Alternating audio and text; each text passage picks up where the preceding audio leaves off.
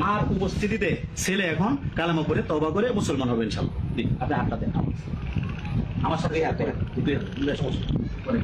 লা ইলাহা ইল্লাল্লাহু মুহাম্মাদুর রাসূলুল্লাহ, আল্লাহ ছাড়া আর কোনো মাবুদ নাই এবং হযরত মুহাম্মদ মুস্তাফা সাল্লাল্লাহু আলাইহি ওয়াসাল্লাম আল্লাহ তাআলার প্রেরিত রাসূল।